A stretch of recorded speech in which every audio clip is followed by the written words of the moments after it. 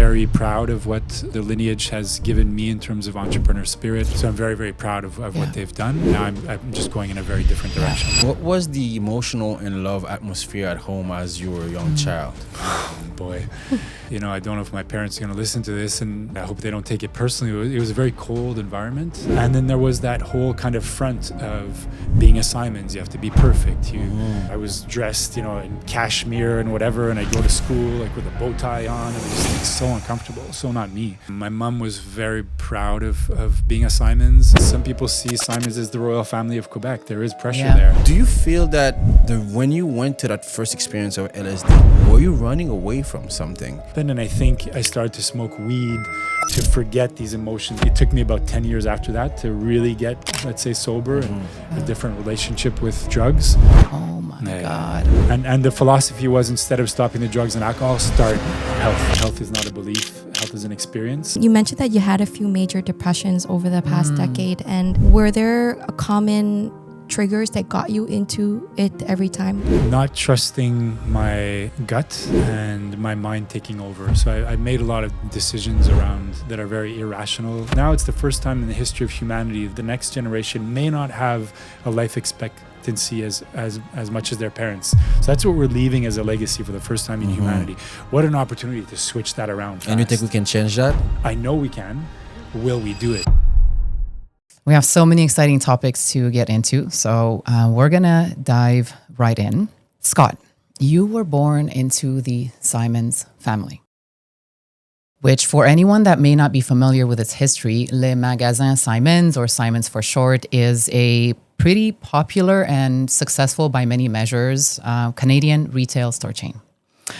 So being born into a legacy name like yours probably comes with its own set of privilege and also pressure.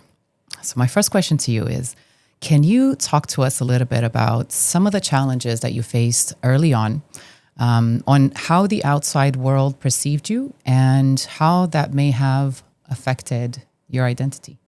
It's a good place to start. It's rare that I start there, and it's really the source, I guess. So it's good that we can start there. Born into the Simons family, especially in Quebec City, which is a very French city. So already you're English, and you're English successful. And there is a resistance, or there was a resistance to successful business people in Quebec. I think they felt they were more victimized by the English wealthy. So I think I got that. And I definitely felt I got that. So judged from the outside in. Le Christ d'anglais, le petit-fils de riche, and I only learned French when I was 13 in French high school. So I did all my schooling in English. So struggling with the language, struggling with school, and really judged for something that I felt I wasn't truly resonating with. I mean, I was a Simons, I am a Simons. However, I'm not part of that lineage anymore in terms of the stores. So I'm not a multi-millionaire at the moment yet. I'm still hustling to build my own businesses and get in that direction and show we can make conscious money and conscious profit at the service of the planet and people. There was definitely pressure. There was definitely privilege as well too. Wherever I went as a kid, it was always, I'd be introduced as, be Jean-François, Marc, Scott Simons, and then, c'est toi, Scott Simons. And then it's, okay, what's the story behind it? What's there? Is it okay, I'm rich, or did they hear something that I didn't know about? So a lot of stories, and very popular as well too. So there's some great sides. And then leaving Quebec City at age 19 was a real relief.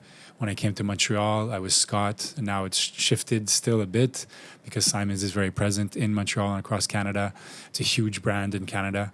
Very proud of what the lineage has given me in terms of entrepreneur spirit. Very proud of what my dad did, and Donald, who were the president and vice president. My dad was vice president for maybe 30 years. And very proud of what Peter and Ricky did. I was definitely not the guy that was going to take over the reins of the business. At 19, I was coming out of drug rehab, and I was awful in school. I had no real potential to be the president of a mini empire, and now I'd say it's an empire. So, because it's been around for since 1840. Okay. So I'm sixth generation. So my great grandfather came across the Atlantic in 1814, and then started the business in 1840. And then my dad and Donald brought it to China, so that really shifted the business, where we started to make our own brands and our own lines. And now we went from 3 stores when I was a kid, and now I think there are 17 or 18 stores. So I'm very, very proud of what they've done, and I'm proud of the name, and now I'm just going in a very different direction. At what age did you really feel that judgment? Because I can only imagine walking out of the house and you never know what people are thinking or what they read or heard about. So at what age did you start feeling that, or did you feel like you never felt protected even at a young age? My first memory of being judged, I don't know if it was necessarily for being a Simons, but I remember it's probably my earliest memory, and I was explaining it to somebody, and I think it was a very traumatic experience for me. I was walking down the driveway as a kid with my mom. I was holding my mom's hand, and there was this brown bus at the end of the driveway. I didn't know, but I was going to preschool at that point, but I didn't know what was going on. Like I was 4, I think. Right.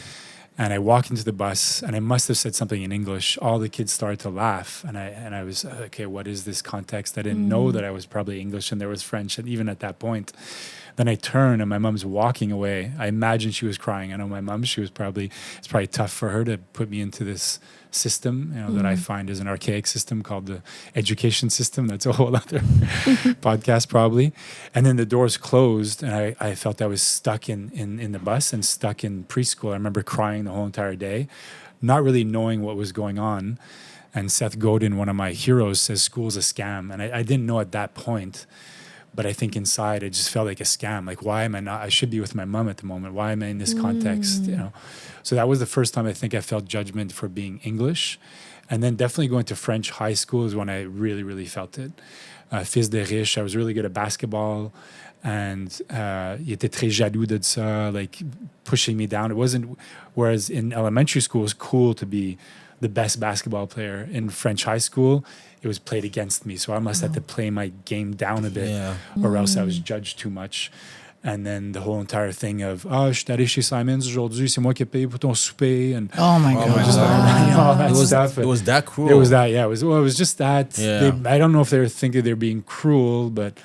And then, going to people's homes. C'est toi, Simons. Okay, j'adore ce magasin-là. And, so I hear it constantly. I'd go to a dépanneur and my card would have Scott Simons on it. C'est toi, Scott Simons, ou c'est toi, la famille Simons. So that's why coming out of Quebec City and going to Montreal was a real relief. It was getting too much for me. For you, okay. And what was the emotional and love atmosphere at home as you were a young child? Oh, boy. I don't know if my parents are going to listen to this, and I hope they don't take it personally. It was a very cold environment. My dad was very old school businessman. He traveled maybe 150 to 200 days a year, so I had no real connection to him. When he was in town, he worked, 40, 50, 60, 70, 80 hours a week. So he'd go into work at 7, come home at 8. My parents would often fight because he was home late, and then we'd eat as a family in that context, He'd go in on Saturday mornings. Often I'd go in with him on Saturday mornings, which was fun. I'd just go to the drawing table. Way back, this is going to date me, but they used to draw the clothes and stuff and put it in Le Soleil, in Le Journal de Québec, let's say. So I'd draw at the drawing table. I used to love, and there was all kinds of colors and stuff, so that was cool. But there was no connection to my dad, and it's not really my dad's fault. A good father in that generation would work hard, and the mother would stay home, let's say. And we had the privilege to be able to do that. And then my mom really did the best she could with a dad that wasn't present. I mean, there was a lot of money coming to the table. That was cool. And then there was that whole kind of front of being a Simons. You have to be perfect. You have to. I was dressed, in cashmere and whatever, and I go to school like with a bow tie on. It was just like so uncomfortable. So not me. Like I'm definitely not a fashionista. If you guys see what I wear every single day. Is that more coming from your mom or from your dad, or both? It was just a family. Because of the lineage of the name. Yeah, more my mom. My mom was very proud of being a Simons, and she was coming from a family who was very, very proud as well too. And there's nothing wrong with that. No, it's pressure, And she didn't want to do. I love my mom, and I really, Mom, don't take this personally. I love you. It just was the context that she was brought up in as well too. And it's some people see Simons as the royal family of Quebec. There is pressure there. And I think she enjoyed that as well too. And who wouldn't? The money, the privilege, the respect. and just it gets for your automatically name, almost not passed on, but you don't know any better sometimes, and you will also not push that onto your kids, but I feel that way, so you need to also feel that way. Exactly. Because Right.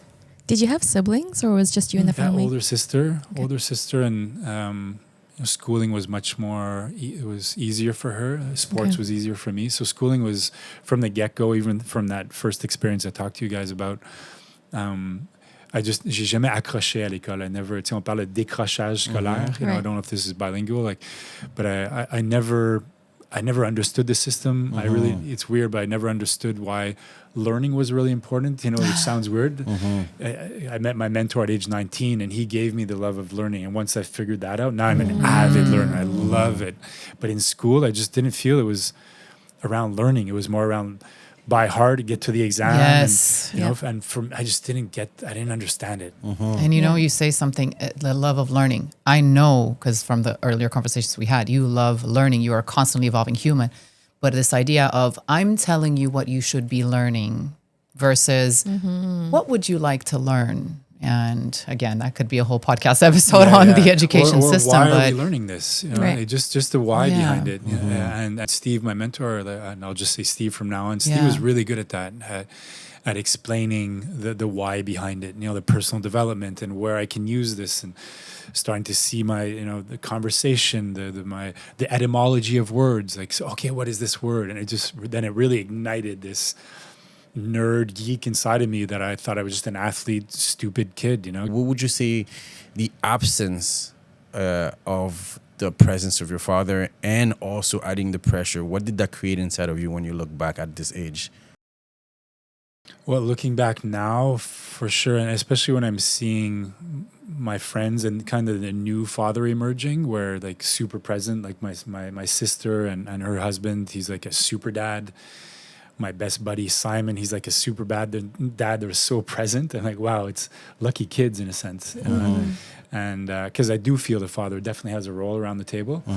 I was super scared of my dad as a kid. You know, just his presence, like his eyes. You know, you didn't fool around with my dad. Let's say. And then when my parents divorced at age 17, my dad came out of the closet. So my dad's gay. I think that's one reason why he wasn't super close with me as a kid too. I think he was struggling with this is gay in the 60s, 70s, and 80s, you know, and it's not like it's almost cool now in a sense. It wasn't cool back then. It was extremely taboo. Super taboo. And this is a very conservative, Quebec City is very conservative, old school, still probably now in a sense. I'm not saying they're not open to gay and stuff like that, but this is way back. So when my dad left the house, that's when I really took over in terms of, then I started to rebel and going down drugs and alcohol. My mom could not control me. I was kind of out of control. I was a bigger boy at that point too. And it was just hard. So in terms of the absence, it's really hard to say because I don't know what it's like to have a father that would have been present. I just know that when, for example, Hugh Fraser, the drug rehab that I went to is called the Fraser Foundation. So he was my first sort of father figure outside of my dad. Okay. He gave me a lot of confidence. I felt he could see me. He saw my you for who potential. you. Where I didn't feel my dad saw my potential. And it's, once again, this is just me. It's not. It's my response to my dad. Yeah. Sorry, Dad. I just didn't feel he saw me. He wasn't around enough to really see me. And then Hugh was the first one that saw my potential. Said, you got to get off the drugs and alcohol because you have all this potential. And then Steve was the second one. And his potential really grew me, and he planted this crazy seed inside of me, because now 28 years later, I'm still on mission, the mission that he kind of planted inside of me, of that ecopreneur, servant leadership, mission-driven, purpose-driven, and giving back as much as I can to the planet and the next 7 generations. I mean, my dad probably taught me a lot without teaching me. I think he taught me a lot of resilience and that warrior mindset without having somebody, let's say, close to you like a dad. Have you ever had a conversation with your dad about that dynamic when you were young, as you got older, or? For sure, man, many times, and I didn't always do it well. I was sometimes reactive, and he's been very good at sitting down and saying sorry, type of thing. And I feel we've achieved our kind of ceiling with the type of person he is, so that more old school, and where I'm at, I say we're at a good space. my dad's going down fast these days. So that's another process that we're going through. Just seeing your, a man that had so much charisma and so much intelligence, and he's got dementia now. He's got Alzheimer's. So just seeing that happening is another kind of phase that we're going through, and it's also changing the way I'm, like, my inner narrative towards him. I'm seeing he's more vulnerable now. I'm seeing how much he loves me, and that he was doing his best. And I'm super accepting of that. And now at this phase anyway in my life, it's me parenting myself. It's like we're reparenting.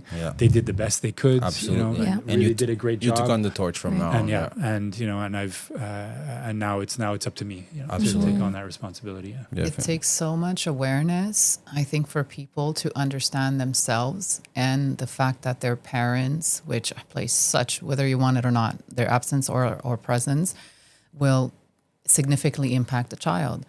And to have the awareness to understand that they just they always did the best that they could, Right. given their level of intelligence, experience of life, and the tools that they had in that moment. And their emotional literacy also at that time, right? Yeah. And to say that you've, reached a ceiling, it's beautiful, because sometimes that's the best that you can do. You don't have to keep victimizing your parents or your children, because sometimes it goes both ways. It's just both people hopefully reach a level of understanding. And I can definitely relate to that. We all go through these little phases. There's definitely an expiry date of blaming your parents. I think. Right. Exactly. I love the way you put it. I always say, if your parents, it's an idea I've entertained for a couple of years. If your parents die tomorrow, did I say and express everything I've ever wanted to express? And that has, thinking about death and all these things, like, that has pushed me to have certain conversations with my parents, which at the beginning, like you said, it can become very, and then eventually it eases up. But it's nice for it to start somewhere, so that eventually you get to that point where you're like, okay, we understand each other. Let's just exist with each other. And so with my mom, we're in a beautiful phase.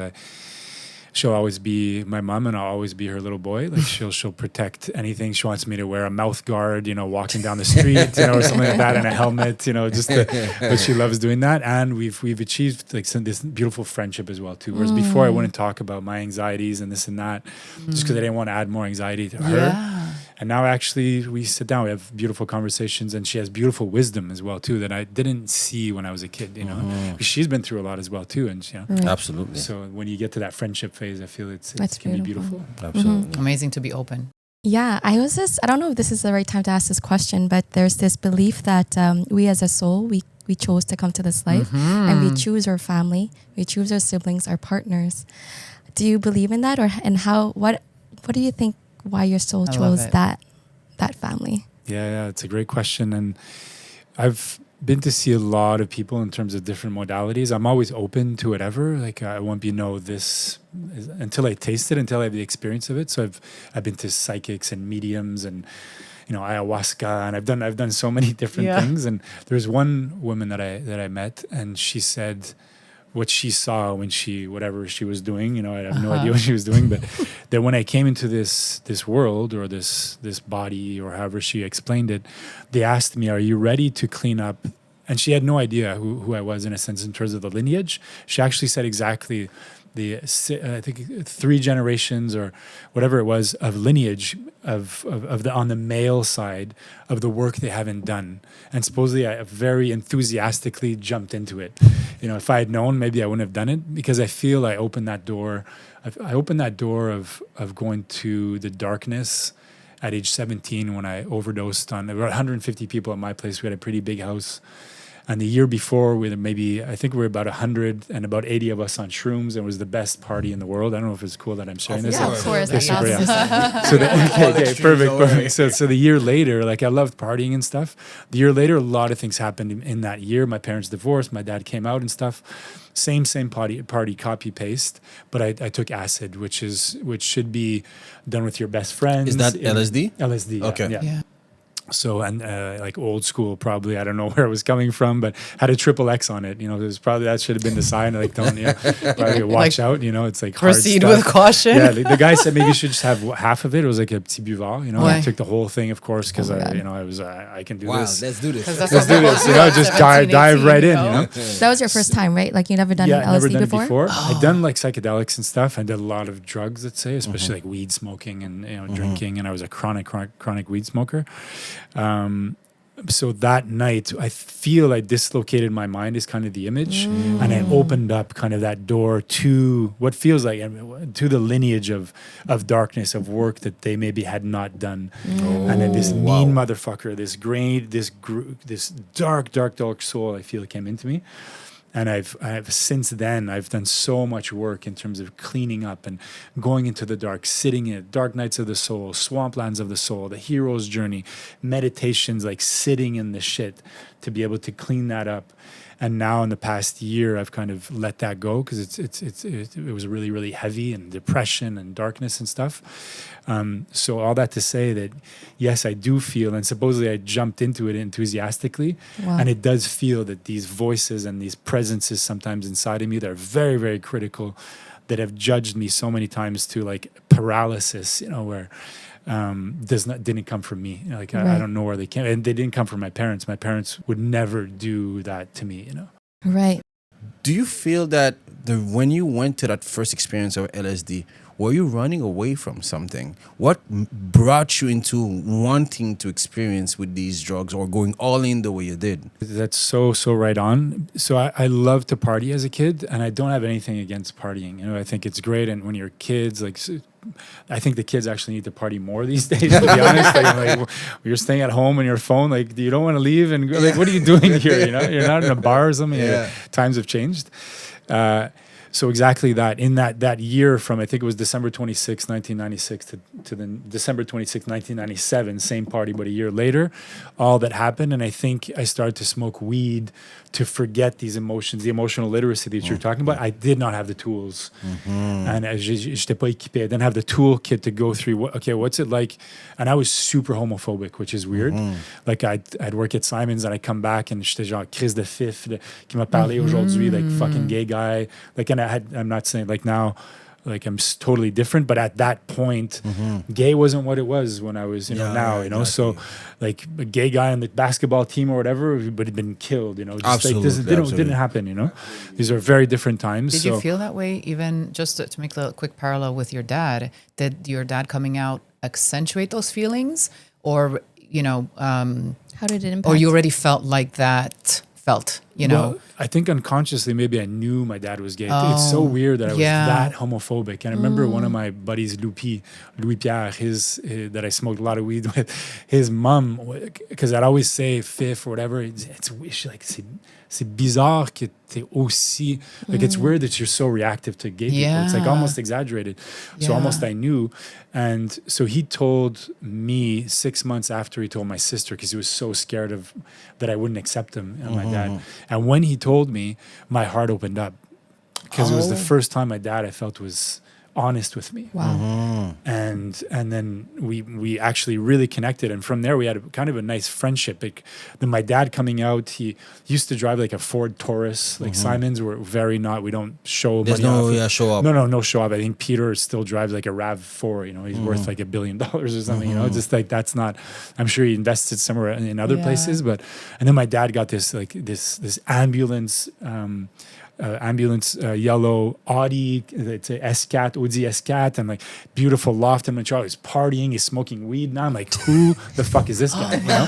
And then we start to party together, and I go to his parties with 150 gay guys. And my God. And I realized, it's as if you became free. Yeah, being free, and I realized, hey, it's just as cool getting hit on by a gay guy than a girl. I felt good after. I'm like, hey, you know, it's like I'm like the 22-year-old coming in, and they're like, oh, who's this kid and stuff. So then I got super along. Well, so it was all judgment in my mind. So I was not homophobic after, and so it really opened my mind up.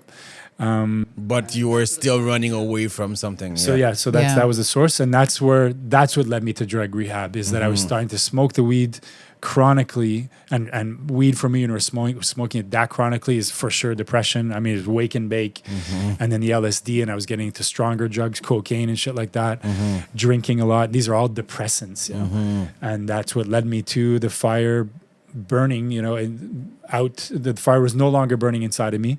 And after that exact LSD trip, that's when I called Hugh Fraser. He came to my house and he knew my parents, and he saw the state of my house, and he's like, "Fuck, man, you're in big fucking trouble," Shit. Because my mom was like Madame Scrub, like super perfect, and she didn't know the house was. She never knew of the parties I cleaned up so well, and that's when I jumped into drug rehab and spent 3 months in Latsuk, and came out, and the fire was burning again. I did go back. It took me about 10 years after that to really get, let's say, sober and a different relationship with drugs.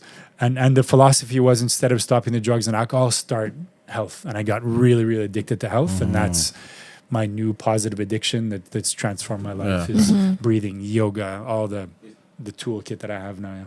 Is it the rehab phase or the beginning of the rehab phase that created the space for you to sit in the dark and discover all that darkness? Or was it a bit after the process of the rehab? What the rehab did for me, I love saying health is not a belief, health is an experience.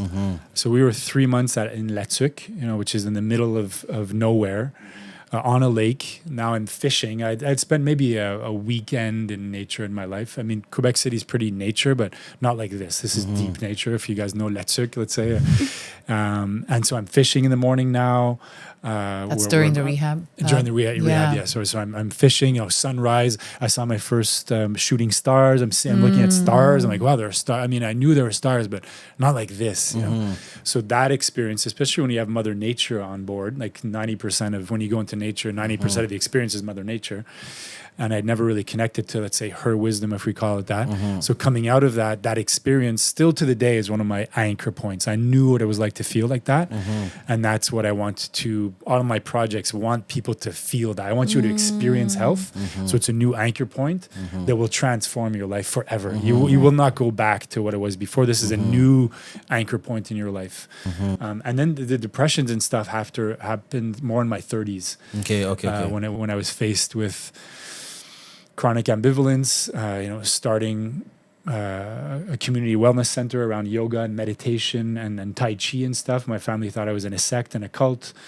Starting a school for the Black community, and it's like, okay, you're starting something for the Black community. We're like, what's going on? Bringing health and wellness into the workplace. This is in 2006. It was like, what's he doing? So wherever I was going, I wasn't really finding grip inside of me because I didn't have that confidence, because I'd failed so much in schooling and stuff. I didn't have the inner confidence that I'm smart and I can build something. And then going to people around me, it was just like they thought I was crazy. Like, Scott's doing yoga now instead he used to do cocaine and whatever. And now he's doing yoga and he wants to do a teacher training and he's doing ohms and stuff like that. Okay, Scott's gone crazy. So, and then I was in relationships, a 10-year relationship. I got out of that. And so there was so many moving parts. I'm like, okay. And that's the beautiful thing, is I needed to go inside and find the inner anchor points but I had the journey to find those were really scary. Because really, really scary. That's where maybe going back inside started by sitting in the dark and my seeing God. what's I inside to reveal it. I lived in it. I built a little hotel there, like in the dark, and I tried to turn the light on and there was no electricity. There's a lot of people who's currently, experimenting different drugs. And you said one side it opened you up, but then on the other side it brought you into this darkness, this world of darkness. What is your take around people experimenting, or what would you say to these people who want to experiment with it? Wow. Because I've done a lot of drugs since as well too, and I've explored a lot of microdosing and a lot of like ayahuasca and stuff. You want to maybe dissect different key ones that have had pivotal impacts, maybe to help you from your own experience. Yeah, I mean, the overarching is the context is really important.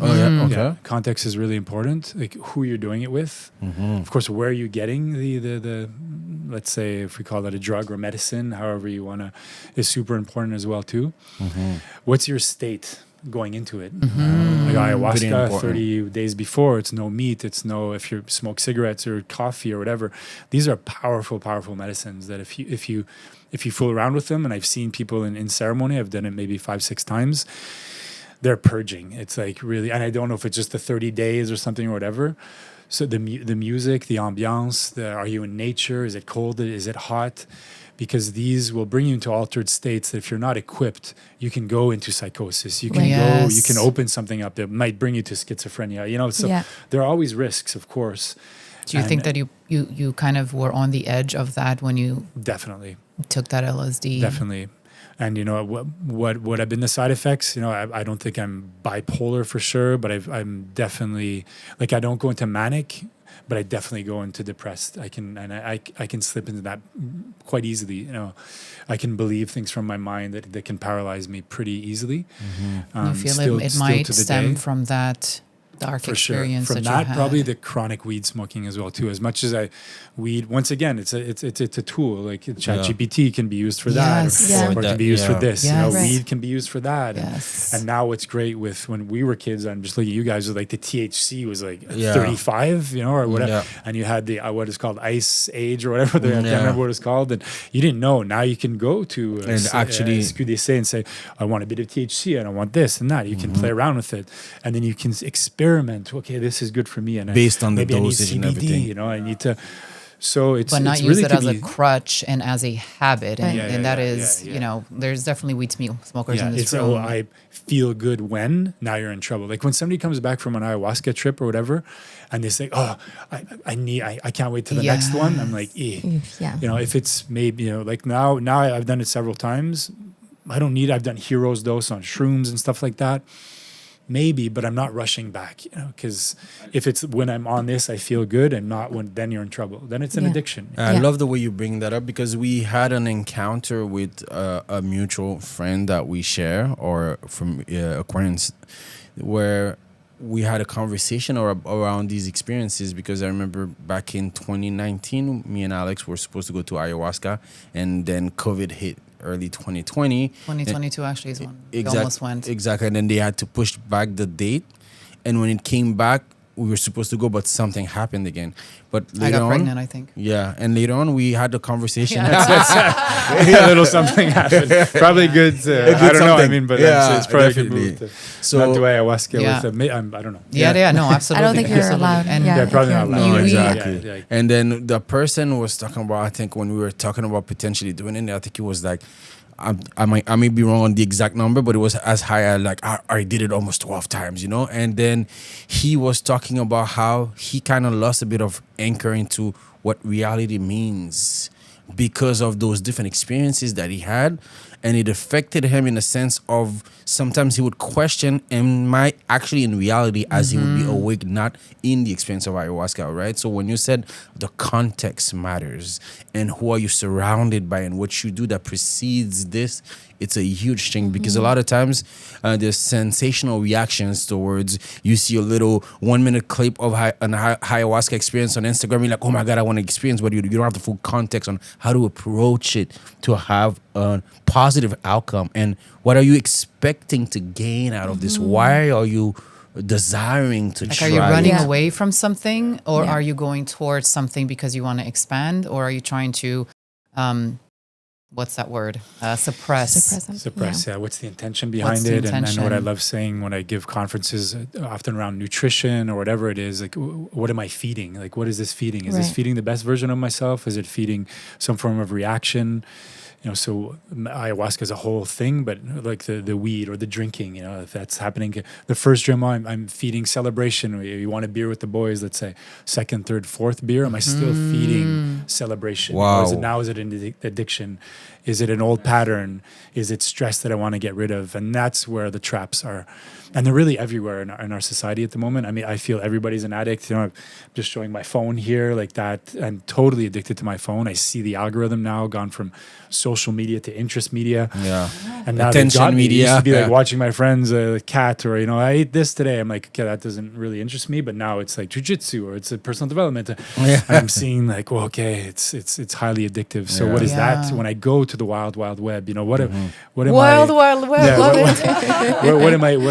what do you put after the dot? You know, you Right. can go anywhere. You know, Yeah. is it feeding the best version of myself, or some reaction or proaction, pro or amateur? You And know, it's hard to fight against the machine. totally. Yeah. Yeah.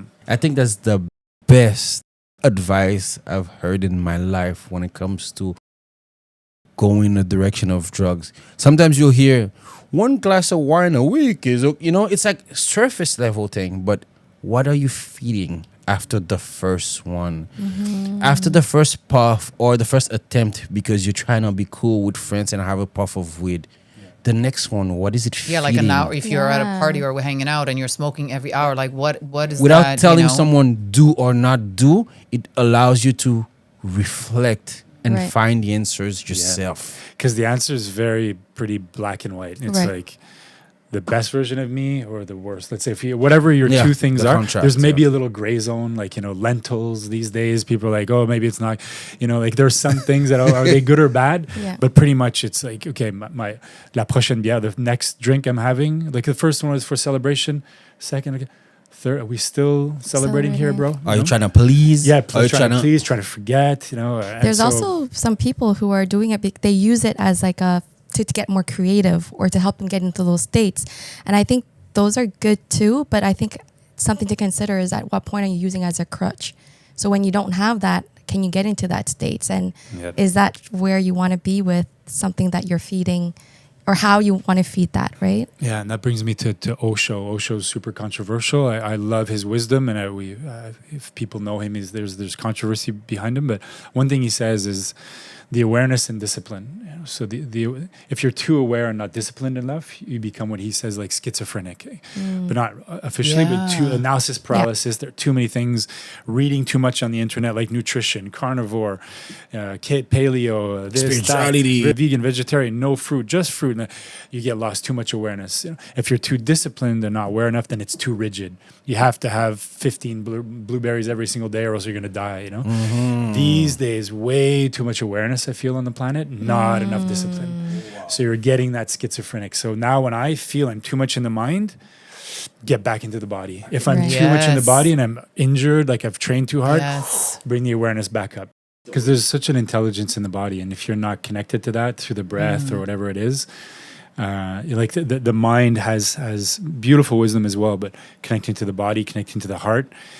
And the more you practice and the more you do whatever your practice is, instead of your mind running your life, it's the heart that starts to run, and you have a heart-driven life instead of a mind-driven. And that presence, that present moment that you need to check in back in with yourself, that sometimes of that beer, this information, how is it is it feeding my soul, or is it feeding something else? Yep. And if we learn, it's the awareness is the tools. Again, at 17 years old, you know, there's not a lot of tools, but I think people would probably benefit on just being more aware of how they feel and how they're in touch with themselves, because then they can make better decisions. I also think that like it's like understanding why you're seeking that information as well, and like because there's just so many beliefs, opinions, and Yeah. perspectives out there. And my biggest rule is anything that I believe or follow that brings me further away from the people I love, bring me further away from society, bring me away from the people that I want to be around, is probably not the belief or the system or the culture that I want to follow. So Is it taking you towards love or away from love, if love is the highest frequency and vibration? But you know, if we want to play the devil's advocate for our listeners, because we may seem to be so advanced in this kind of conversation, for someone who may relate to what we're saying, how do you make the balance of self-awareness and discipline? Because it sounds like, oh yes, that's the good path to trying to find a balance. But how do you even get into that journey of recognizing that one is too much accentuated and you need to balance it out? What would you give as an advice for that? I mean, in my case, it's quite simple. You know, 40 to 60,000 thoughts a day. If you're stuck in the past or in the future, or you're feeling inferior or superior, which is kind of the definition of ego. If you're starting to judge yourself or judge other people, you're in too much awareness. Your mind's taken over, and I feel not a way that's contributing to your growth. So right away I feel that, get back into the body. And I'm not talking about a marathon. I'm talking like 25 jumping jacks. The priority of the brain is to make the body move. So the second you move, you're tapped back into the body. Breath management, brain management, nervous system management, analysis paralysis. I'm stuck in the past, the future, judgment, whatever it is. One conscious breath, that beautiful relationship between the diaphragm and the heart. So now the breath is starting to cradle the heart. The heartbeat is beating differently, which is sending signals to all the systems in the body. Scott's okay. He's not stuck in the past or the future or judgment. You don't have to go into fight, flight, freeze. Anytime you're feeling you're fighting, flighting, or freezing, anything like that, get back into the body. You're in the primal circuits in the brain, and it's not the executive functioning or the heart that's running your life. So it's really biofeedback, and we have all these watches and stuff like that. I've got one on, so they're not judging the watches. The real biofeedback, close your eyes, bro, or girl, or whatever it is, and just feel the body. The body is waiting to give you signals. It wants you to come back to homeostasis, to equanimity, to be balanced. All you have to do is give it the opportunity to do so. Normally, the only opportunity we have is when we're in deep sleep. But now you can kind of, I don't like this word, but hack the brain and body to do it during the day, where you come back, you go to the gym. After the gym, you're calm. The body's recharging naturally. You do the 4 breaths that we did before that. We took 4 breaths out of the 20,000. And you were like, whoa, it feels so good. I'm like, whoa, it feels 4 breaths. Just that realigns the chemistry in the body. So once you start to experience, as I mentioned, health isn't a belief, it's an experience. So this person that's maybe, okay, what's the awareness discipline thing? Increase the discipline just a bit. Start to feel what it likes, the freedom that comes from discipline, and you'll see you won't be able to go back to the old Scotty or the old version of yourself, because you're starting to taste that freedom. Wow. I feel like I almost wanted to drop the mic.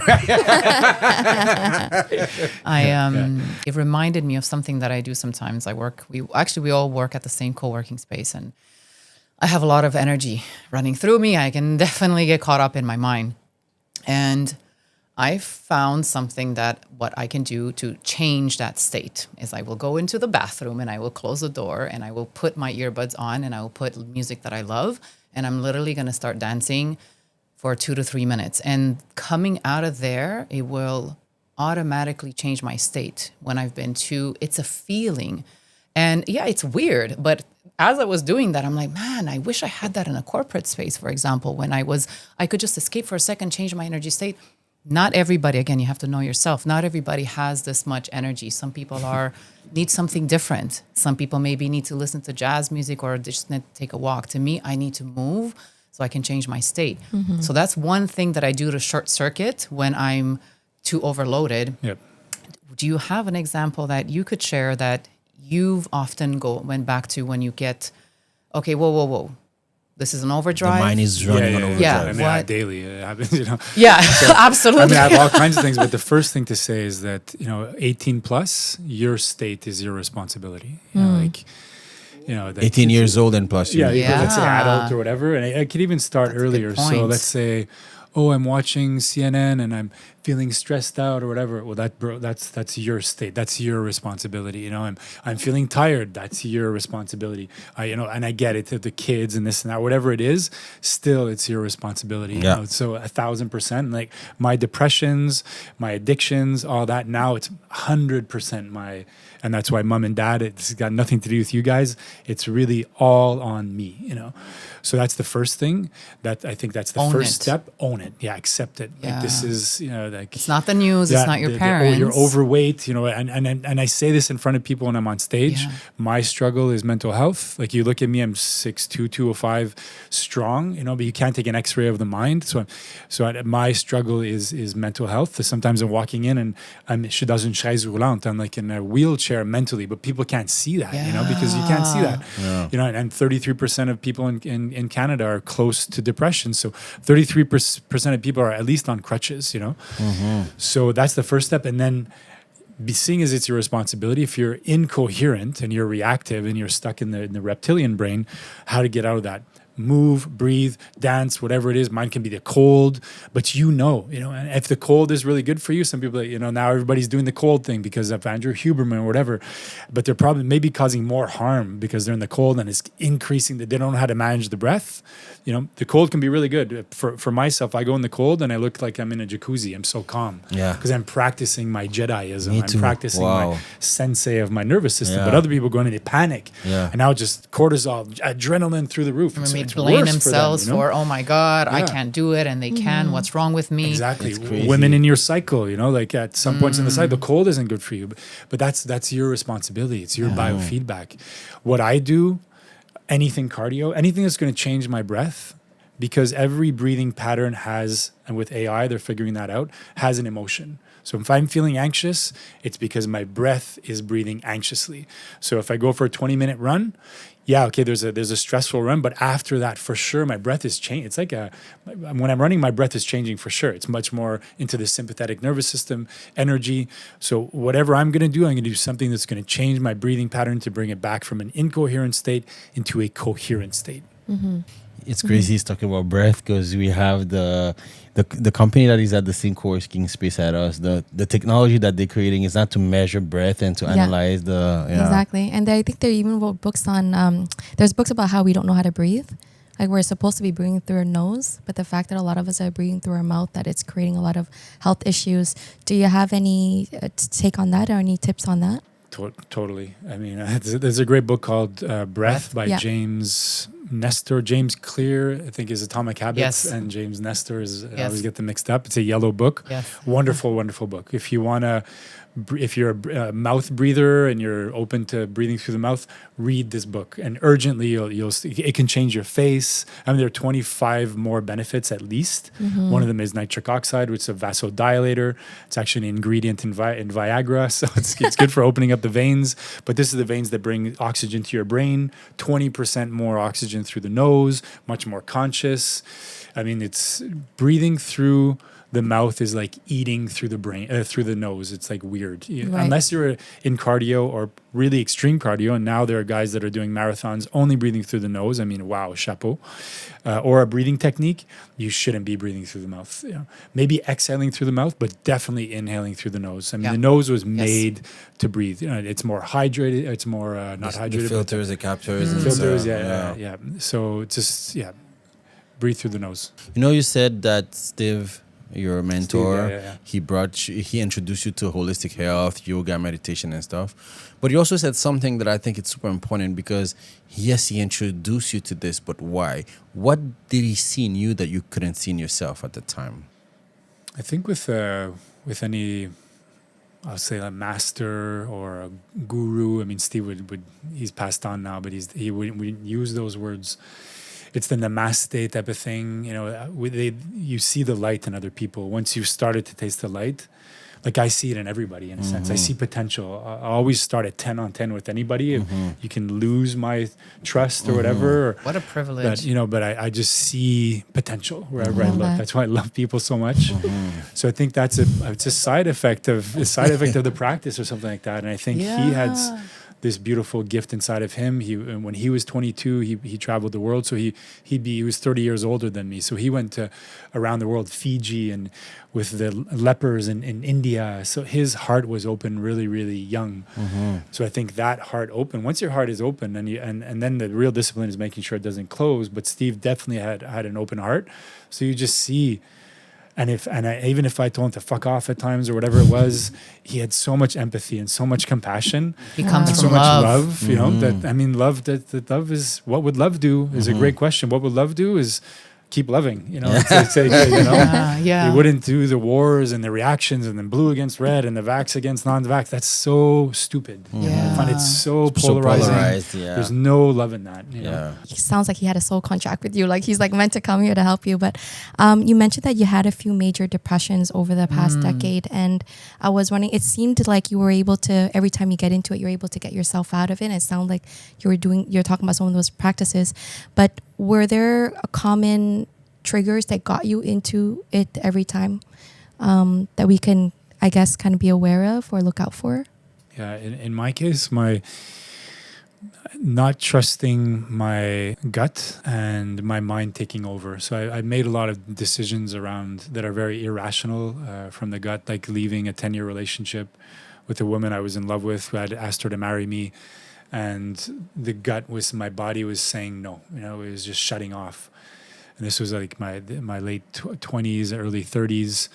So going in that opposite direction into what I felt was a real hero's journey. And a hero's journey is you go into the forest where no man has gone before. And I truly felt I did that. I didn't have a compass. I didn't have a map. I'd left Simons behind. I left so many identities that I was addicted to, masks and stuff. And I went into that forest alone, Physically or metaphorically? In that metaphorically. moment? Okay, just making. Metaphorically. It's a very good It's good to question. clarify I nowadays. could Very see good some of our question. audience thinking, which forest can I wonder what forest. Like, good on him, I mean, I did it sometimes, but Yeah. definitely metaphorically. It's a good question. And then the thing is that I go into the forest metaphorically, and then I doubt my decision. I need to go back on it. And so one thing that I can't hold on to now at age 48 is ambivalence.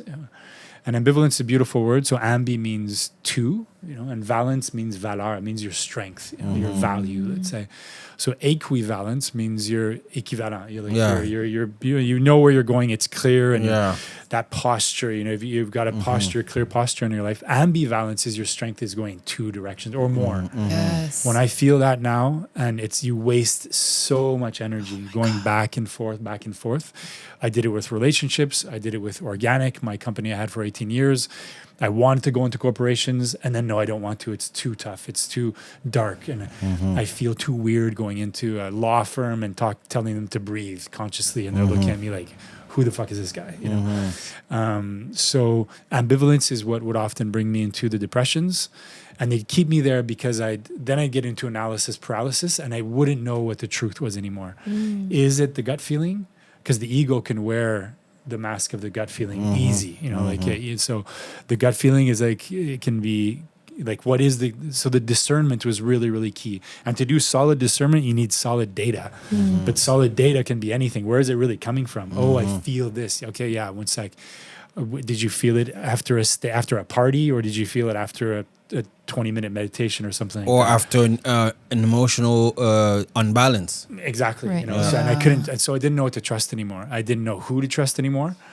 And Steve, I didn't trust anymore. So now you're lost. And this is when the suicidal thoughts can start to come in. Wow. Where you're like, okay, my 40 to 60,000 thoughts per day.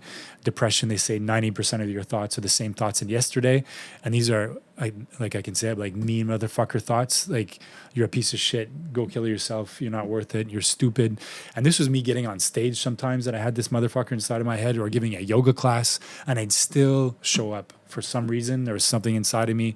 It's the Scottish spirit or something, as the warrior, a Viking, something that kept me doing it, kept me through. And I'm here today. But trust me, if I was in the States with how close guns are to you, I would not be here. And it's not that I wanted to kill. Hopefully, I'm not getting too dark, but No, it's good. it's not that I wanted to kill myself. I wanted to kill the voice inside my Yes. head. That's who I wanted to kill. And even to the day, if that voice walks through the door, I'm jiu-jitsu and Muay Thai and stuff like that, I'd fucking destroy that voice. Totally. Because it's annoying, it's constant. It's really like Neo in the Matrix. Like the more I fought with it, the more it would multiply. And now I've realized, I think, I'm still in it.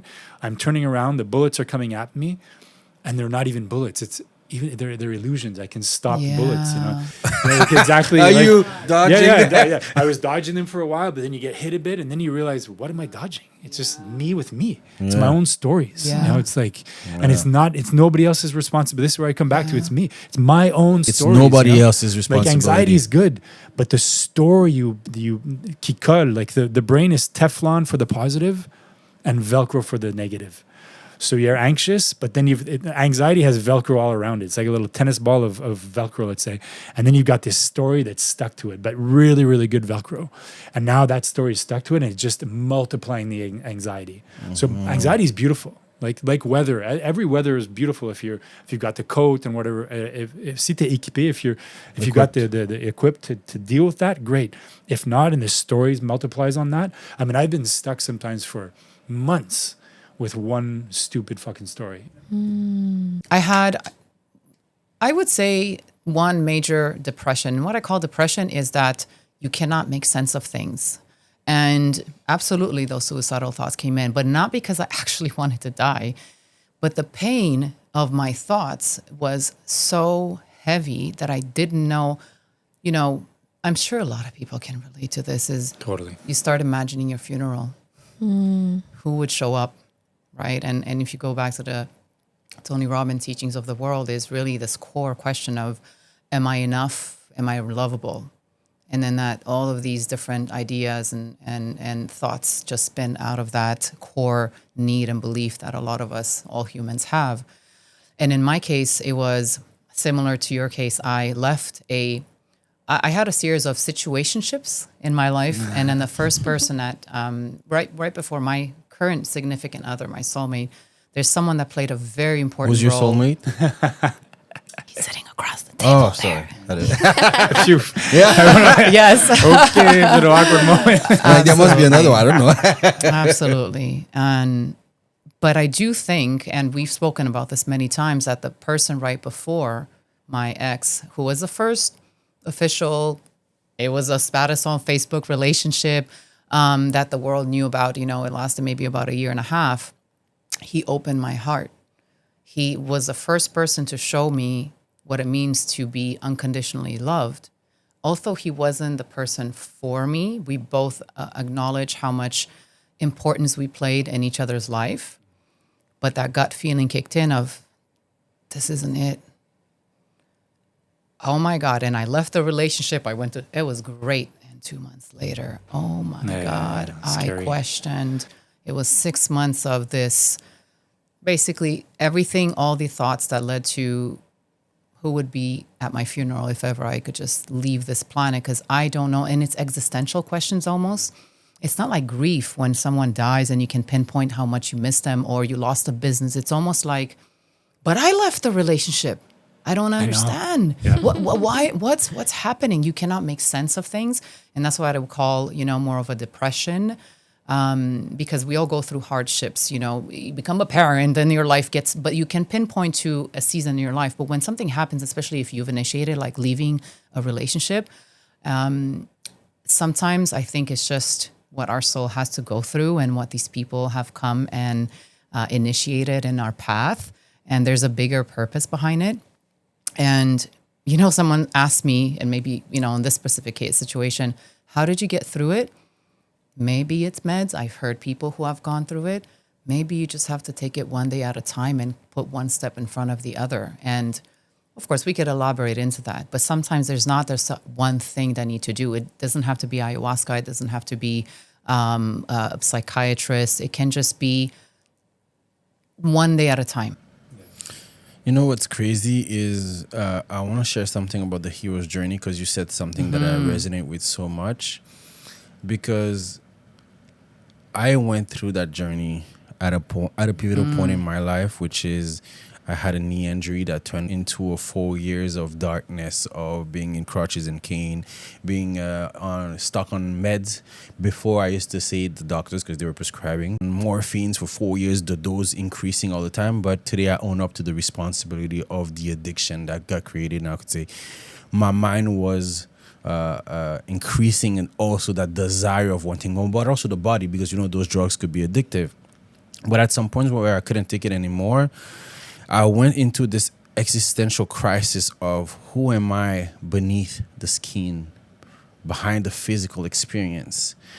And I completely disconnected from the world for an entire year, going through that hero's journey, that forest, that darkness inside. Listen, I disconnected from sex, from everything that would tie me to the life that I had, to be able to see what's really hiding. I remember I would come out of work and getting home, before going on the floor and training at home, I would stand in front of the bathroom mirror and look at myself for 5, 10, 15 minutes and starting pouring cry, talking to, seeing the being within moving and stirring back and talking to it. And it created what you would call this dark space inside, where I would be able to retrieve, sit, get comfortable, but get humble into accepting who I truly am, what I'm truly doing, and being aware. And it's crazy how I feel that this hero's journey revealed a version of myself that I am today, where I think I got connected with my guides, because the way I see myself today, there's a new soul that emerged. And there's this idea of, there's a certainty that I live life with today, but there's also this constant battle between, okay, like you said, when you're too much into the mind overthinking, going back to sit inside of the darkness and re-question, wait, what are you doing? Who are you? And I think when you can go through this hero's journey, there's a beautiful space that exists there that creates so much humbleness and so much feeling of being grateful for different things, because it helps you not only think in a different way, but also not take life for granted. But just on that, just quick, the hero's journey. I feel collectively I don't know if we're on a hero's journey or we're resisting it, but there's such an opportunity at the moment to go into it collectively and accept the darkness that's there. Yeah, I think maybe we're in it or something, or for sure something's going on. You feel it, right? Yeah. There's yeah. Right? And it is healthy when people say, "Oh, are we going into a recession?" This and that. I'm like, we're in a depression. You know what I mean? It's way beyond recession. Yeah. For me. You know, it's so. But what an opportunity to embrace Absolutely. the dark, to Absolutely. find the light, and to come together Yeah. and find solutions that. Because this is the first time in humanity that we're facing these things. So there's no map. And that's the hero's journey. If there was a map, you wouldn't be on it. Absolutely. And the thing with the hero's journey is you go into the forest and you find something that no man has found before. Some like a gem or a teaching, and then the responsibility kicks in. Now you have to go back through the forest into the marketplace or into your community where you won't be accepted. And now you have to be humble enough, as you said, to wait and to get being judged and this and that until they wake up. Absolutely. And now they're ready for your teaching. Absolutely. So what we're going through now is such a beautiful opportunity to get that teaching and then come back to these next generations or whatever it is. Because now it's the first time in the history of humanity that the next generation may not have a life expectancy as much as their parents. So that's what we're leaving as a legacy for the first time in humanity. What an opportunity to switch that around fast. And you think we can change that? I know we can. Will we do it? You know, it's the awareness and the discipline. You know. Can we talk about that? Like, what is adding to that shorter life expectancy? Like, what's happening right now for those who are not aware? I mean, for sure, AI and drugs and medicine could come into the game, but I think it's the microplastics, it's the stress, it's the anxiety. You're looking at these next generations that are getting burnt out at age 11, you know, and anxiety attacks at age 12, and you know, so that's going to affect their system. For sure, it's going to affect your life expectancy. We're going right at it, like 1,000 miles an hour, and the brakes are there and everything's there. It's a will we do it? That's, you know, the will we match the awareness with the discipline? What I'm loving about these next generations, like I went into corporations for 18 years, and at the beginning you could see the corporate cultures were very old school and health wasn't. When I see these new generations, I was going to point to you, but I realized how old you are. But, you know, you're like 30, I'll still point at you. Much more conscious and much more, fuck it, I'm not going down the 35-year-old career that's feeding an old system. Right. You know, I'm not going to buy stuff from a company that's cutting down trees. You know? So that awareness, and they're matching with the discipline. It's not that we just need that next generation. It's more of a psychographic than a demographic. It's what are we waking up between our brains, and anybody can have that wake up. You know, baby boom is starting to wake up a bit more. Like that's a lot. If they wake up and say, okay, we're changing things, they have so much power, so much money. Absolutely. They're leaving so much legacy and this and that. What are they going to do with that? Will they conspire, which is a beautiful word, which means breathe together. Conspiracy means breathe together. It's not a bad word. Will we all conspire with these new generations and come together and put all this experience together to build these new things that could happen really, really fast? You saw the rise of communism and how fast it fell. It fell, you know, with the Reagan era and this and that. Yeah. You know, so things can change. Just how much people were smoking cigarettes, you know, they used to be, and now it's gone, you know, I mean, it's coming back. It can happen really, really fast. And people are more powerful than profit. People are more powerful than politics. It's all about the people coming together. And it's not 8 billion. It's probably like a tipping point would be, it's probably like 500,000 or 1 million people, but really I'm not going to feed the system anymore. I'm not going to work. Yes. The banks would probably crumble. You say the people that are running it, ils savent, they know. Yeah. A few days of people not working, the whole thing's going to crumble. It's like now I think we're in this is my feeling and based on my own experience, right? There is a level of awareness that is slowly but surely spreading, and then the discipline will have to come in so that we can rebuild this world. Maybe not our generation, maybe our kids' generation. You know, we're the ones who are sort of setting the playground, and then they will come and rebuild. But we're doing a lot of the fucking hard work because we're holding the light, you know. And at first, you mentioned it in our previous conversations, you know, you went into so many different systems with your little light. Yeah. And I want to honor you for that as a human. My headlamp. And there's a lot of people like us out there. And I think the one most important thing that we can do is to just hold on to that light, you know, the light workers of the world, as we, you know, we just work with the light. We don't work with the darkness. Yeah. It's not easy, but how rewarding and beautiful it is to just shed some light. And you can do that on a big level where you build a business and you do like what you've done, DESTA, and going up north with the Inuit. Can we talk about that? Actually, I would love to hear Yes, your okay, experiences let's go. about that. So what did you, when you went into those, can you talk about those communities and what did you see and What did you were you- experience? Yeah. That was at the beginning of my journey into health and wellness. I think it was my first, let's say, clinical depression, and it was amplified when I went up there.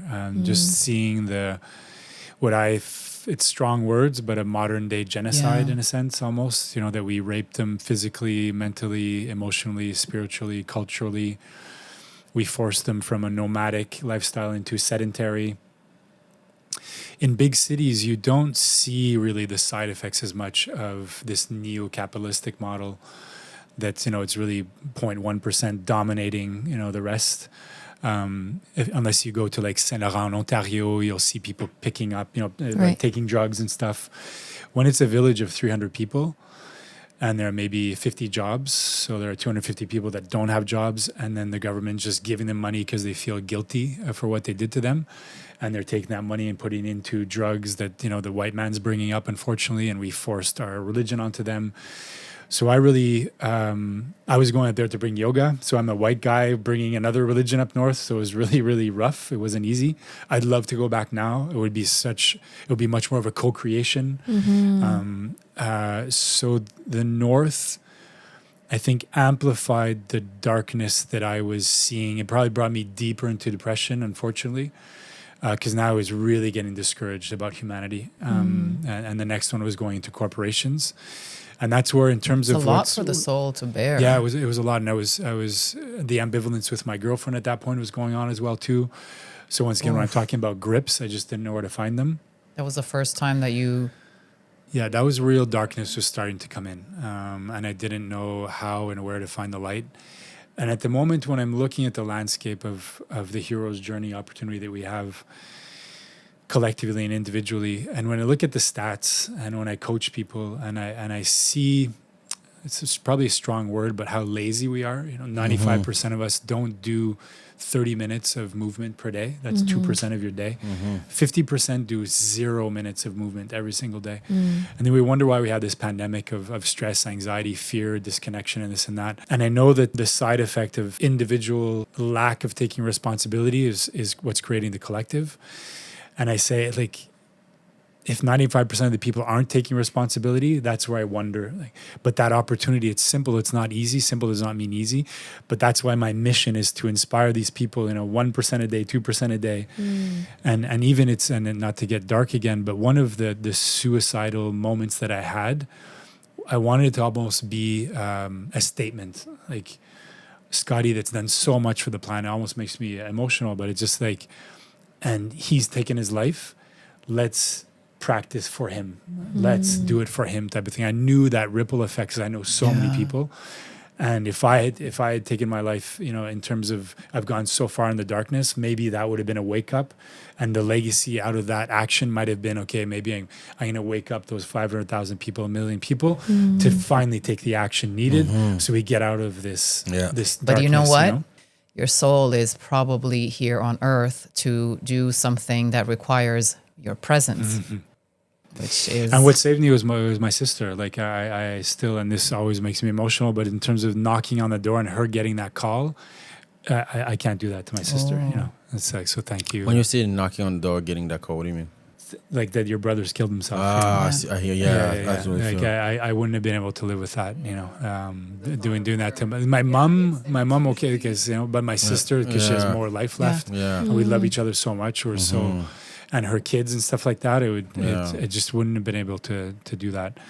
And speaking of, again, that journey, how did you create DESTA Black and why? So DESTA, so Steve and I started the community. It was called the Padua Community Center. It was this old church that was to be transformed into what they called the new church.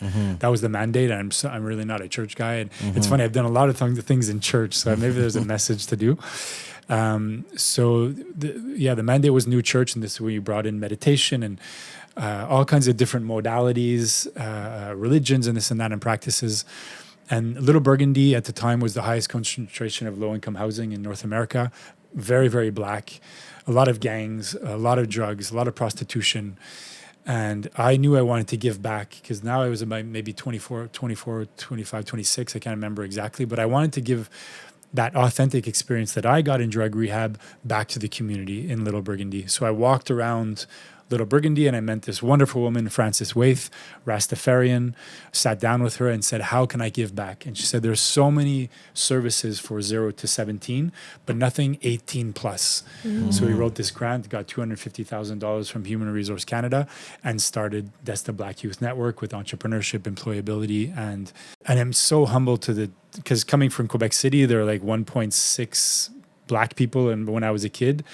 And by now that I know this culture so well, the talent, the creativity, the smile, like when I feel, I just see the black community smiling. It's the food, the this and that, and I'm just so humbled and honored and privileged to know this community so well, and to have helped them, you know, indirectly or directly.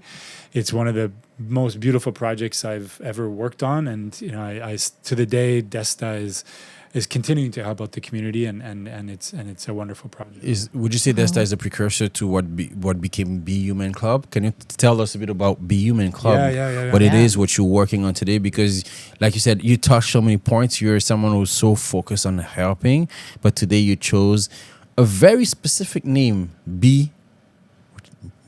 I want to let it sit for a second for people, and Human. Yeah. Tell us about that. So Be Human, I think, is kind of a potpourri, let's say, of all of that corporate. A good melting pot. The Inuit population, my experience with the black community, my own depressions, this and that. And looking around and seeing so much inhumanity going on. And this was 2018 when I started it. And I also had finished Al Gore's climate leadership training. So I was looking at the planet as well too, whether you believe in it or not. But I'm like, wow, we're destroying the planet, and we can do so much better. I felt that on était un échec. We were failing as humanity, individually and collectively. Once again, the systems are just not at the service of people, purpose, planet. Ecopreneur is profit at the service of people, purpose, planet, not people, purpose, planet at the service of profit. You know, and that's what we've been doing. We've been serving profit, which is an illusion and a growth, and what's my shares and shareholders and this and that, and this infinite supposedly model on a finite planet. It just doesn't make sense, you know. So I wanted to start Be Human Club, which is around when you introduce, often people say, I'm an engineer, I'm this, or LGBTQ, and all these letters and this and that. Great, it's all good. I have nothing against that. But let's have this human-to-human conversation. And what does it mean to be human? Does it mean war? Does it mean serving the archaic systems? Does it mean building a business that will destroy the planet?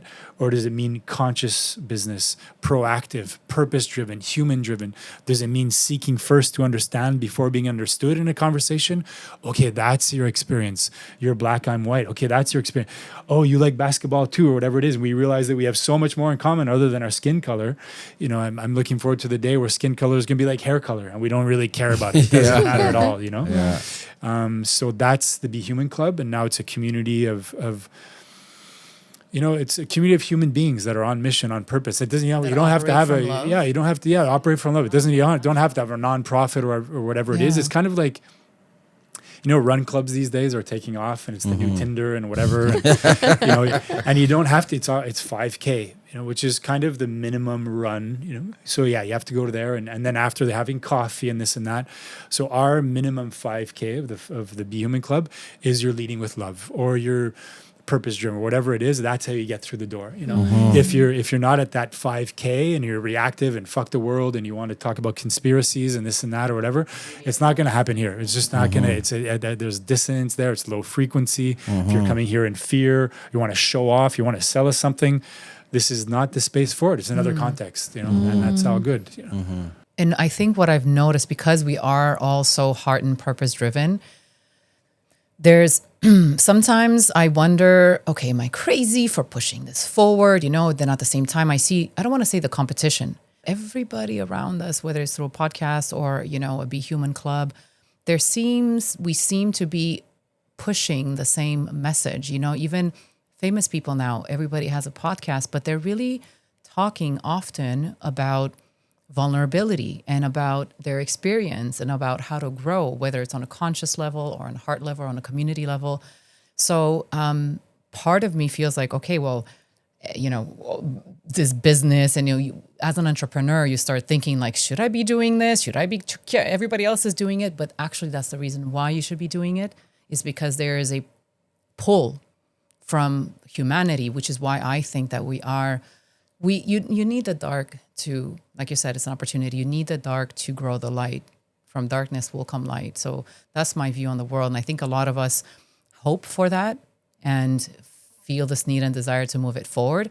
But it seems to be a palpable, common, although it's maybe scattered, but more and more it feels like people are coming together, and exponentially in the last couple of years of pushing this. But we're still figuring things out, because we're fighting against these big, well-oiled machines of corporations and systems and archaic systems from the banking.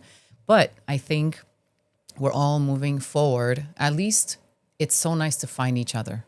What's coming up is that when you're in depression, the darkness, the stories are almost an illusion.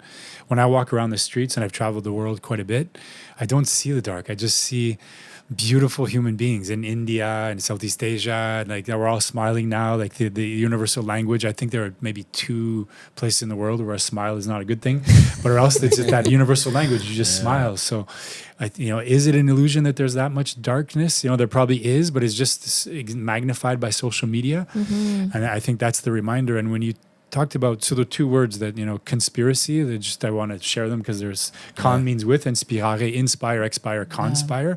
So the true conspiracy that we need is people coming together to breathe together. And then competition, you mentioned as well too. Petere means to strive, and cum means together. So true competition we need is strive together. My mind, competition was destroy the other team, So I think in the name of real etymology of words, we need authentic, beautiful competition and beautiful conspiracy, where human beings come together to breathe, to manage their nervous system, and find solutions that transcend the reactive mind, and that will actually, so we can reclaim higher ground and serve, as I mentioned, the next generation, which is very First Nations. Every decision they make, not every single one, but a lot of them, will this serve the next generations? Imagine if politics did that. Imagine if school did that. Right. Imagine if, You know what I like the way you break down the etymology of words. And often I tell people, words carry so much weight, much more weight than we sometimes give them credit for. I have a tattoo here that says, because of music, I used to be a writer. Music is the essence of my life. Every words and every rhyme stays like a scar from a knife. And when you break down a lot of words, you see the other day I had shared this video where the girl was breaking down different words like television, television, the programming, govern the mind. But when you break down the words that sometimes we use, we don't understand how much energy it carries and how much impact and deeper meanings behind some words that we may lightly use. So I like the way in your approach you break down some, because sometimes people are using, I'm like, do you know the meaning of that you just said? Like radical comes from radish.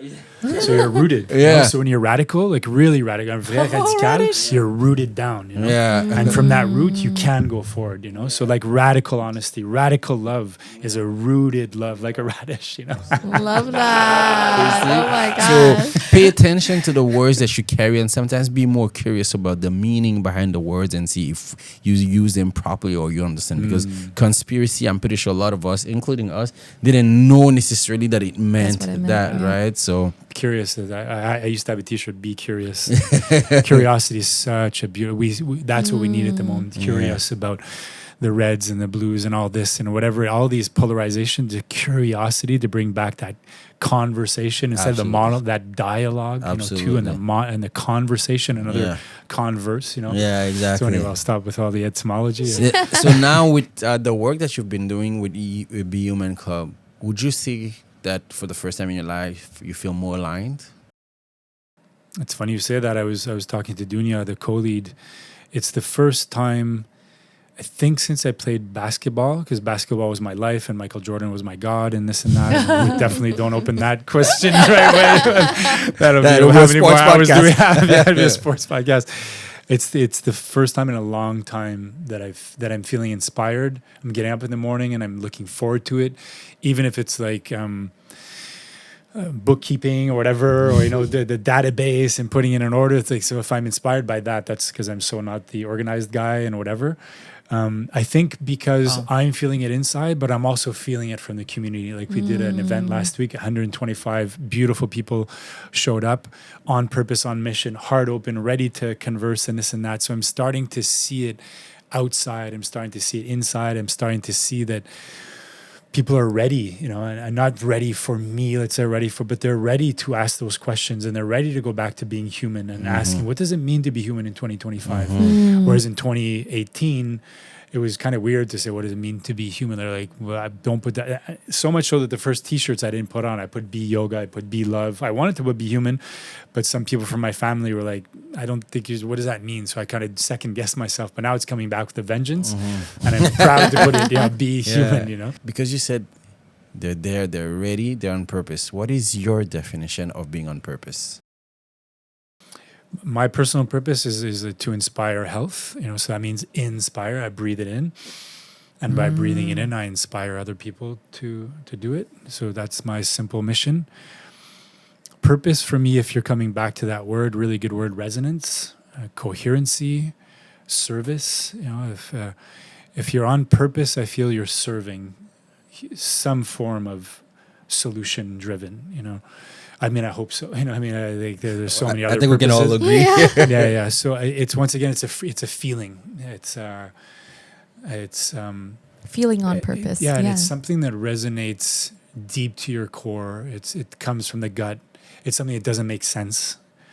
Because when you're on purpose, the hours get out of the way, and the hustle and the grind and the frictions and the doubts. And not to say that when you're on purpose, you don't have friction or challenges. That's what I mean. Yeah. But when you're on purpose, you get through them. You get through them. If you're not on purpose, then you'll stop.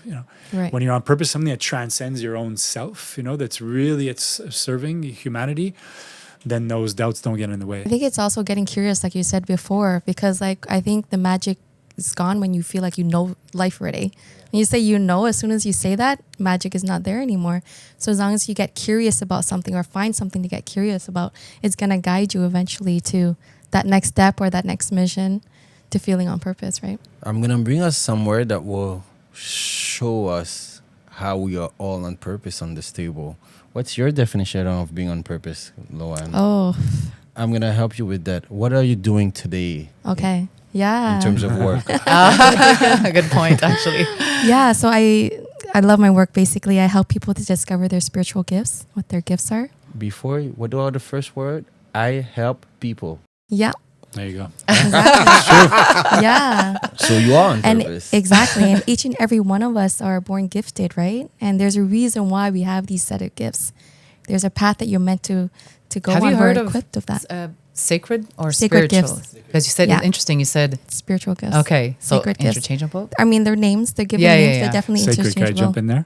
Yeah. So Yeah. sacred comes from sacrifice. So when something's sacred, there's a sacrifice that has to happen. That's You have so to give something up Ooh. to get there. You know, Do you it's see like- how I just can learned it- something new because Yeah. they're only considered gifts when you're using it to help other people. Because we all have abilities, but when you're using it for yourself, it's great. But they become sacred gifts when you're using it to help others. So you sacrifice thank yourself to you. help others. Yeah. Love However, the that. sacrifice is also to your benefit. You are enjoying when you're in your gift, right? Just to clarify that about Exactly. It's the experience that you have, the lived experience you have when you're sharing your gifts. That's the benefit that you get. I don't have kids. You have kids. don't Yeah. you? We do. I mean, I can imagine that's the ultimate sacrifice. You know?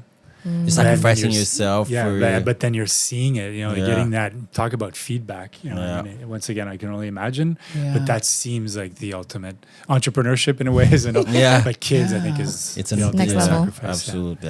Mais c'est sacré. It's like Yeah. sacred as Absolutely. well. Like, Right. whoa, this beautiful being. Being that is it's yeah. growing and it's its own Yeah. thing. I thought it would be like me, but no, no, it's No, it's its yes, own thing. but no, you know? just have to help you the make sure it's yeah. safe and Absolutely. so Wow. so I love chapeau it. là-dessus. That's like that's sacred. You know, really sacred Absolutely. ground. Yeah. So through the process, I help them to discover their gifts and then help them find a way where they can share these gifts in the world. It's finding that vehicle, right? We each have, you have your vehicles, we have ours. And what is that vehicle that allows you to share your gifts with the world? Absolutely. Basically what I do. Beautifully said. And how about you, Alexandra? What is your definition of purpose? Being on purpose, living on purpose is What is the work that you do, and Oh. what is the different approach that you bring into Oh, the work boy. that you Oof, do? I love that.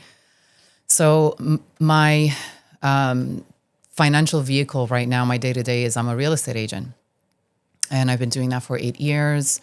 And slowly but surely, my spirituality has been growing and, passion projects emerge from there. But what I realized is that they all bleed into each other. And especially, again, everything's been accelerated lately. My experience and with being human and my interactions with my clients and my colleagues and my partners, right? So, if we want to get technical, you have clients, you have inspectors, you have mortgage brokers, you have real estate agents. I've noticed how every interaction is a pleasure. And that is so important because nowadays you can't all be a coach or a yoga teacher. It doesn't have to be that, once you become sort of enlightened, you still serve a purpose in the world in this, I don't want to say corporate machine, but more practical, technical jobs. And you can bring that. You can develop your spiritual experience, but you can also stay very grounded in your day-to-day. So I realized that in real estate, I really bring that experience to all of my interactions and my transactions. And holy shit, it becomes magic. So I think that is something that we can all try, whether you're an accountant or a coffee baker. It goes back to that. How is your interaction? What do you bring to the table in your experience? Of course, you have to have the skill. If you don't have the skills, okay, maybe look for something different. But regardless of what you do, whether you're cleaning floors and brooming, you can, at our co-working space, that person that comes in every day when we stay late at 8 p.m., I'm like, he's brushing the floors and brooming and vacuuming and cleaning all these surfaces, and he's doing it on purpose. Right. And that's okay too. So you can bring being on purpose to every aspect of your life, regardless of what it is that you do. And that's maybe a big concept, but you can start small. Yeah. I think, no matter what vehicle it is, as long as you do it with heart, that's where It's where the purpose practice. is. I wasn't like this before. It's an evolution. Me, despite everything that I do when it comes to marketing and AI, and when I look at my background from a musical background, my business when I had the modeling agency, the production company, once I ask myself, what is the common denominator Common thread. Yeah. between all of those doing experiences that I've built? And I ask myself the question, what brings me joy? What energizes me? It's sharing knowledge that can serve and shift the direction and the impact of someone's life in the professional or even in the personal. And the greatest joy and the greatest paycheck that I've had in my life so far is by sharing knowledge. I remember once there was a videographer, a friend of mine. He's a fitness coach, but he was also a videographer. And he was the first interaction where I had where I was, because I have this business mindset, when I saw, okay, you're great at this, but there's a lot of coaches, there's a lot of videographers, but rare are those that combine the two and create a purpose with it, right? And I built a whole model for him on how to expand the business in that direction. And it changed completely his life to the point that now he has an online fitness platform as a coach, where he can actually live on purpose. And every time that he meets me or in front of people, he tell people out loud how much I changed and impacted his life.